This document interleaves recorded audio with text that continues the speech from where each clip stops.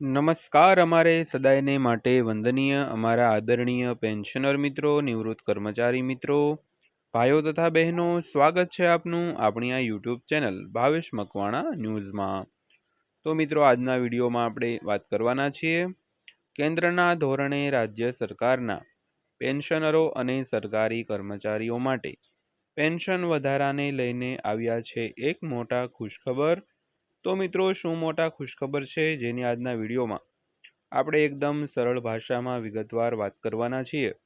તો આજનો આ વિડીયો તમે ખાસ કરીને અંત સુધી જોઈ લેજો, એટલે બધી જ માહિતી તમને વ્યવસ્થિત રીતે સમજાઈ જાય મિત્રો। તો શરૂ કરીએ આજનો વિડીયો। તો સૌથી પહેલાં વાત કરીએ તો પેન્શન નિયમોમાં ફેરફાર। તો પેન્શન સંબંધિત નવા નિયમો 1 ડિસેમ્બરથી લાગુ થવા જઈ રહ્યા છે। તો નવેમ્બર મહિનાના અંત પછી સરકારી કર્મચારીઓ અને પેન્શનરોને લગતા ઘણા મહત્વપૂર્ણ નાણાકીય કાર્યો માટેની સમયમર્યાદા નાબૂદ કરવામાં આવશે। તો જો તમે અત્યાર સુધી જરૂરી કામ પૂર્ણ કર્યું નથી, તો તમારા કામ પૂર્ણ કરવા માટે હજુ પણ 30 ડિસેમ્બર સુધીનો સમય છે। તો સરકારે પેન્શન વિકલ્પ પસંદ કરવાની છેલ્લી તારીખ 30 નવેમ્બર રાખી છે, જેના પછી કર્મચારીઓને આ તક મળશે નહીં મિત્રો। તો ખાસ કરીને પેન્શન સંબંધિત જે ઘણા મહત્વપૂર્ણ નિર્ણયો છે તે 1 ડિસેમ્બરથી લાગુ થવા જઈ રહ્યા છે। તો નવેમ્બર મહિનાના અંત પછી જે સરકારી કર્મચારીઓ અને પેન્શનરોને લગતા જે ઘણા મહત્વપૂર્ણ નાણાકીય કાર્યો છે તે માટેની સમયમર્યાદા છે તે હવે નાબૂદ કરવામાં આવી છે, અને સરકારે પેન્શન વિકલ્પ પસંદ કરવાની જે છેલ્લી તારીખ છે તે 30 નવેમ્બર રાખી છે, જેના પછી કર્મચારીઓને આ તક નહીં મળે મિત્રો। તો ત્યારબાદ વાત કરીએ તો એટલા માટે આ ફેરફાર કરવામાં આવી રહ્યો છે। તો સરકાર પેન્શન સિસ્ટમને સુવ્યવસ્થિત કરવા, તેને પારદર્શક અને ભ્રષ્ટ ખોટી માન્યતાઓથી મુક્ત બનાવવા માટે આ ફેરફારો કરી રહી છે।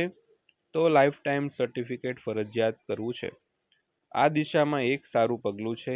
તો વધુમાં યુપીએસ અને પીસીએસ માટેના વિકલ્પો સ્પષ્ટ કરવા એ સરકારનો મુખ્ય ઉદ્દેશ છે, જેથી પેન્શન યોજનામાં ફેરફારો પછી કોઈ પણ સમસ્યા ન આવે મિત્રો। તો ત્યારબાદ વાત કરીએ તો યુપીએસ અને એનપીએસ બંને સરકારી પેન્શન યોજનાઓ છે। તો બંનેના તફાવતની વાત કરીએ તો તેમની રચના અલગ છે, અને એનપીએસ એટલે કે નેશનલ પેન્શન સિસ્ટમ એક યોગદાન આધારિત સિસ્ટમ છે, જેમાં કર્મચારીઓ અને નોકરીદાતા બંને નિયમિત રકમ જમા કરી શકે છે। તો આમાં નિવૃત્તિ પછી મળતું પેન્શન રોકાણ પરના વળતર પર આધાર રાખે છે, કારણ કે તેમાં બજાર જોખમ સામેલ છે અને પેન્શન નિશ્ચિત નથી। તો આ ઉપરાંત યુપીએસ એટલે કે યુનિફાઈડ પેન્શન સ્કીમ આનાથી વિપરીત છે, જેને વધુ સ્થિર અને સુરક્ષિત માનવામાં આવે છે। તો આમાં પેન્શનની રકમ અગાઉથી નક્કી કરી શકાય છે, અને બજારની પ્રવૃત્તિઓ તેના પર કોઈ અસર કરતી નથી। તો જૂની પેન્શન યોજના જેવી કેટલીક સુવિધાઓ પણ તેમાં ઉમેરવામાં આવી છે। તો તેમનું પેન્શન સેવા સમયગાળા અને છેલ્લા પગારને આધારે ગોઠવવામાં આવે છે।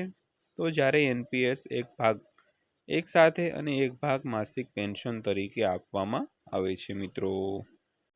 તો આ મુદ્દામાં આપણે વાત કરી તેમ યુપીએસ એટલે કે યુનિફાઈડ પેન્શન સ્કીમ અને એનપીએસ એટલે કે નેશનલ પેન્શન સિસ્ટમ, તો આ બંનેના તફાવત વિશે।